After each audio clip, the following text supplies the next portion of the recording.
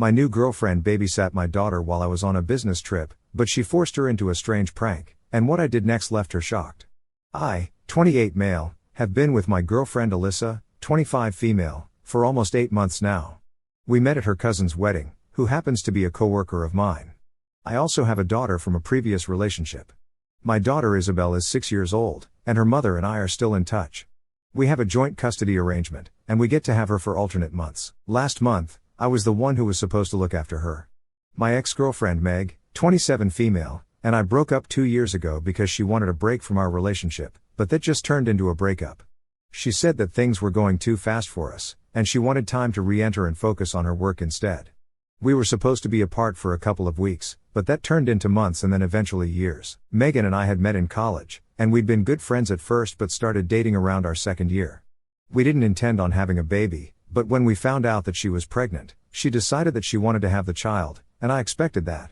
I didn't plan on being a father at such a young age, but I didn't mind it either, and now I wouldn't change anything about my life. My relationship with Meg, however, ended abruptly just a few months after the birth of our daughter. We've remained on good terms and have continued co-parenting our daughter, but I'd say we still have certain unresolved issues. That was part of the reason why I hadn't allowed Alyssa to get very close to Isabel emotionally, because I didn't know how Meg would take it. This was the first time either of us was in a relationship after our breakup, and we didn't really have any ground rules about partners. She seemed chill about it when I told her, though, so I didn't think too much about it and introduced Alyssa to my daughter 3 months into our relationship, after making sure Meg was okay with it. The two of them hit it off well, and I was pleased to see that. Then, last week, towards the end of the month, I had a business trip that I had to go away on. I'd be away for 3 whole days, so I needed someone to watch over Isabel. Of course, I contacted Meg first, but it was pointless because she'd been visiting home. She wouldn't be back before this week, as she was stuck in a snowstorm, and no flights or other modes of travel were going to be safe. I tried to get my trip postponed, but it was sort of an emergency, and I absolutely had to be there in person because this was a really important client that we were talking about here. I couldn't hire a sitter because I didn't feel comfortable leaving my daughter home with someone who's practically a stranger. Whenever I have to leave for work and can't watch my daughter, I usually either ask Meg or my parents, so I don't have a sitter usually. I couldn't ask my parents this time either because my mom was sick and still recovering, so eventually, I thought that I'd have to cancel the trip. I didn't ask Alyssa yet because I wasn't sure if she'd want to babysit my daughter for such a prolonged period of time, and she hadn't spent any time in person with her yet either. It had always been under my supervision. I trusted her in everything, but I wasn't sure if she'd say yes. I'd already prepared myself mentally to skip this trip, but surprisingly, when I told her about the problem, she offered to babysit Isabel herself and even seemed very excited about it. She was happy about the one-on-one bonding experience she'd get to have with Isabel, and I decided that it was the right thing to do.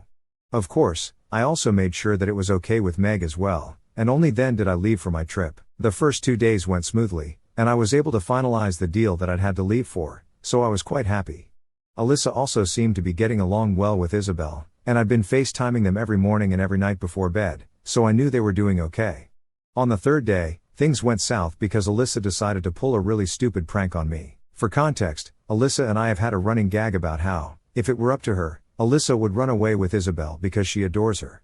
It's just a harmless joke, really, and we've never ever thought about it as anything more. I know Alyssa isn't crazy, and she won't actually do that.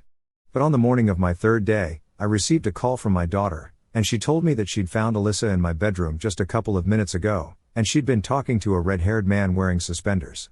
I knew by the description that she was talking about my friend, my lawyer Ruben.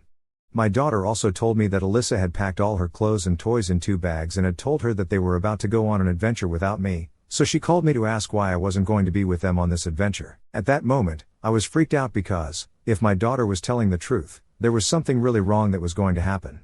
Something about my lawyer being present there, along with my daughter's claims that their bags were packed and they were about to leave without me, just didn't sit right with me. I think every parent would have been freaked out by something like this. I'd also only given Isabel a spare phone that she knew she was supposed to use only if she felt weird or uncomfortable in any situation, and if she'd taken the trouble to call me, then there was definitely something odd going on, at least that's what I believed at the time. I called Alyssa first, but she didn't answer, and that freaked me out even more. So, without thinking much, I decided to call CPS both at the same time, because I was panicking really hard. I tried to call my daughter back to tell her that she was not to leave the house, but she didn't answer my call. So then, I called my dad and told him to get to my house as soon as possible after explaining the situation to him as quickly as I could. Luckily, my mother was feeling better, so she could take care of herself for a while, and my dad left as soon as he received my call. For about 20 minutes or so, I sat there in my hotel room, trying desperately to get to either my dad or my daughter. I had no idea what was going on, and I was too scared to even leave the room to head towards the airport, because what if they finally got back to me, but I wasn't able to receive their messages or calls because I was on a flight back home. So I stayed where I was and continuously kept praying for some news from them. Finally, I received a call from a cop saying that they'd only found Alyssa and my daughter at my house playing with blocks, and there was no red-haired man or packed bags in sight. He told me that Alyssa insisted it was all just a prank and that I'd reacted out of panic, and there was nothing strange happening at home. Everything was just fine. My dad had arrived at the scene just a couple of minutes after the cops and had been there to inspect the scene along with them. Apparently, Alyssa was the one who'd even made that phone call to me and made Isabel say all of that to me just to freak me out and mess with me for a bit. They hadn't answered the calls on purpose because they wanted to carry on the prank, but unfortunately, it had backfired pretty badly. I thought that story checked out because Alyssa did think of herself as a funny person, but she often wasn't. I didn't speak to Alyssa directly and got to know the truth from the cop who had been sent to my house. So after he cleared it up for me, I thanked him and apologized for the inconvenience, and then hung up. After that was done, I called my dad and told him to take Isabel home with him. I was going to take the flight home that evening, so it was just a matter of hours. I didn't call Alyssa because I didn't feel like talking to her, and I had nothing to say to her anyway. What she'd done had been extremely immature and stupid, and I didn't feel like talking to her at all. She texted me to tell me that she'd locked the house and kept the spare keys under the fake plant like I usually do, and also mentioned that there had been no need for me to overreact the way I had because it was just a prank. She said she felt insulted that I'd even insinuated that she was going to run away with Isabel and that I thought so little of her. I didn't respond to those texts at the time because I was really mad at her for her stupid prank and had no intention of talking to her before I'd calmed down enough. I came back about a week ago from the trip and spent the next 2 days with Isabel at home until Meg returned and took over. I told her all about the incident with Alyssa once she'd come back because I didn't want her to worry and panic the way I'd had to when I was on my own in the hotel. To my surprise, she seemed a lot more relaxed than I was. She told me that what I'd done was reasonable enough, and she definitely would have reacted the same way. But now that I knew it was just a prank, I should at least talk to Alyssa and try to make things right with her if I want this relationship to last. Meg believes that my reaction was natural, but now that it's all done with, we should try to talk to each other. I don't agree, and I think if anyone owes the other an apology, it's Alyssa who should apologize to me first. She hasn't even tried to talk to me after I ignored her text, and even in those texts, she didn't mention a word about being sorry for what she'd done. She just told me that she felt insulted that I'd called CPS on her and blamed me for reacting in a way that most parents would have. It's also unfair to put it all on me when she was equally responsible for this because she's the one who thought it'd be funny not to answer my calls afterward. I had tried to call her first thing after Isabel called me, but she didn't pick up, so I panicked and did whatever I thought was most necessary at the moment. I'd always known she'd been joking about running away with Isabel, but I still didn't think it was worth taking that risk. She'd even taken the trouble of teaching my daughter to mention Ruben, so what was I to think? She created a hyper-realistic situation for me to worry about just to prank me, and because her prank backfired, she decided to blame me for all of it without thinking even once about what I might have been going through. I don't think that's fair at all. I like Alyssa a lot, and I think that after Meg, she's probably been the only woman whom I've been so close to, so I don't want to lose her. I also don't think it's my fault entirely that this happened, but then again, I'm the one who hasn't responded to her text yet. So first things first, thanks to everyone who commented on the original post. The response was overwhelming and eye-opening, to say the least. I guess I really wasn't the problem here, and the comments made sure I knew that. Now, I don't even think that I overreacted because when it comes to my daughter, I'd rather be safe than sorry. She wanted to prank me and make me think that she was running away with Isabel, and she succeeded, so what exactly did she think was going to happen after that? She's the one who didn't think her plan through, and she's lucky she got out of this without any legal trouble. I explained the same to Meg, and well, she seemed pretty nonchalant about it because apparently, the only reason she'd even told me to get back to Alyssa and talk to her was because she thought I liked her. I could sense that there was a hint of some jealousy while we were discussing it, but that might just have been my imagination. I don't know for sure, but there was something about the way she said it to me. Either way, she told me that at the end of the day, it was my decision what I wanted to do about my relationship, and I agreed with that. So I've decided to break up with Alyssa and end things as politely as I can. After what has happened, It's been 3 days since I posted here and 10 days in total since my last conversation with Alyssa, so I'm sure things are going to be awkward. I've decided to do it at my house instead of some cafe or restaurant because under no circumstances do I want it to feel like a date and give her false hopes. I've already texted her and called her over, so she's going to be here in a couple of hours after work. The reason I'm on Reddit right now, sharing everything, is because I'm nervous and don't know how this is going to go. I've never broken up with or dumped someone in almost a decade, and it's a stupid thing to be nervous about, yet here we are. I'm just hoping that I'm able to end things with her and don't end up taking her back or something. We broke up. She left 2 hours ago after almost 1.5 hours of arguing about whose fault this whole thing was.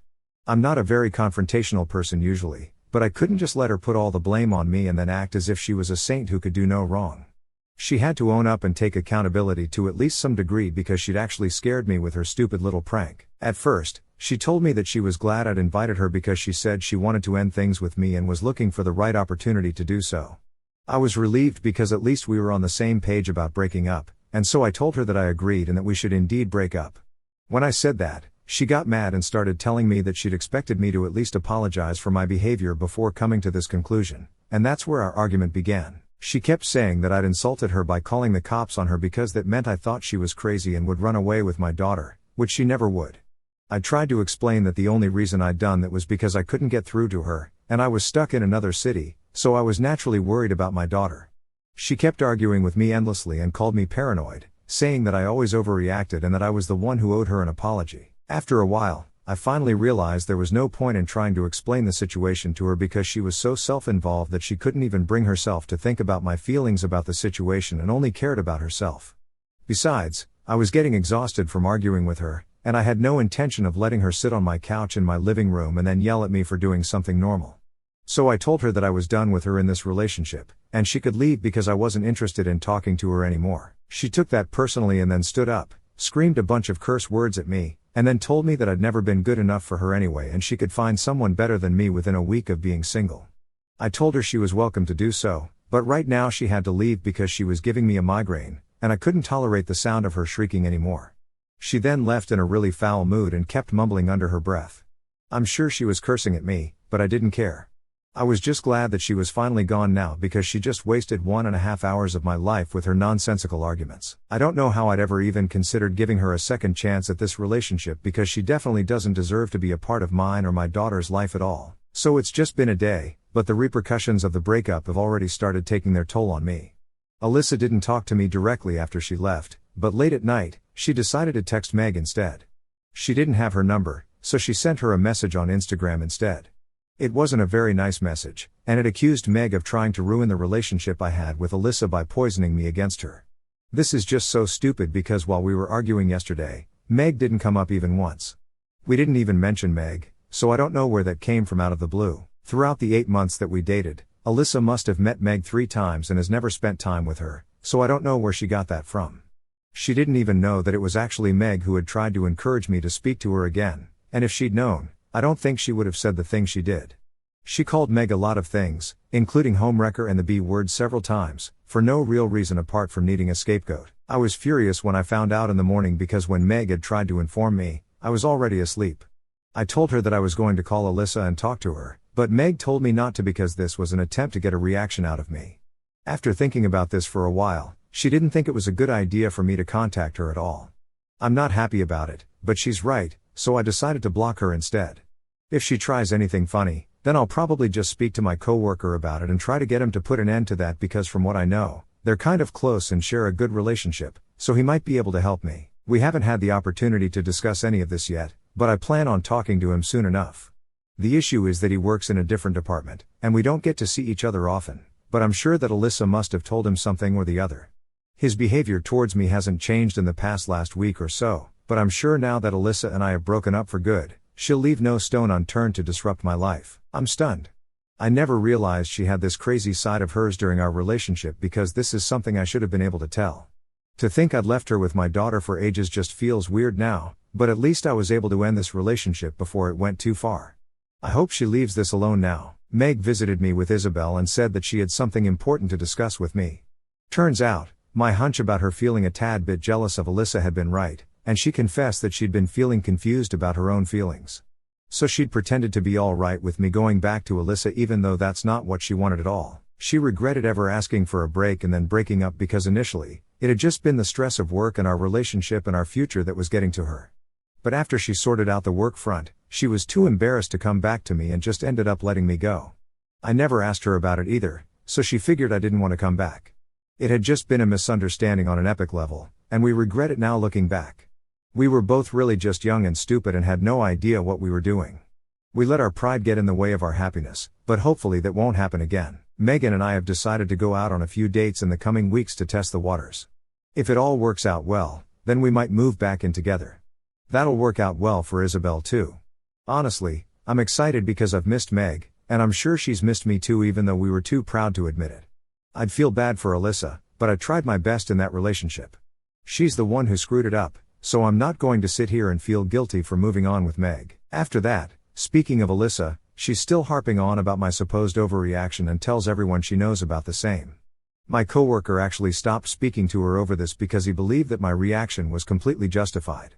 I've spoken to Ruben, and even he thinks that she went too far.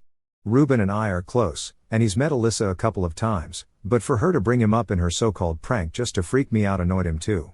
I mean, of course it did, because in a way, she was trying to make me doubt him and his intentions as well. My coworker and I talked about Alyssa just a week ago, and he told me that she's been insufferable since the breakup and has been painting herself as the victim of some great tragedy, which he isn't.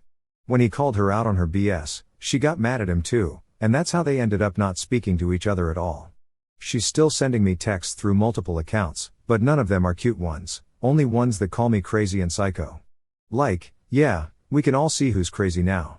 I haven't responded to her yet, but I will speak to Ruben once he's a little less busy so that we can start looking into protective orders because I don't want her loitering near my house at any point if this escalates, not because I'm worried for myself, but because of Isabel. I don't like to think about it, but with people like Alyssa, there's really no telling what she'll do just to get back at me, especially once she finds out that Meg and I are getting back together once more. Some of you guys weren't happy that Meg and I were getting back together and were actually sympathizing with Alyssa, but back when she pulled that insensitive prank on me, Megan and I were just friends and nothing more. I've always been respectful of boundaries, and there's been no cheating at all, emotionally or otherwise, so I don't think anyone should jump to conclusions unnecessarily. Alyssa has been apologizing to me in an email because apparently, she'd been diagnosed with BPD a couple of years back, but she stopped going to therapy because she felt like she was getting better. It explains the weird behavior because she says she's more prone to anger issues now than before, which is what caused that reaction. And there's just a lot of other messed up stuff going on with her which I didn't know before. Her father passed away a few weeks before we broke up, and she had a strained relationship with him, which is probably what triggered her very inexplicable behavior. Not the prank, that was very much her, but whatever came after. I wish her the best, but we're not in touch anymore.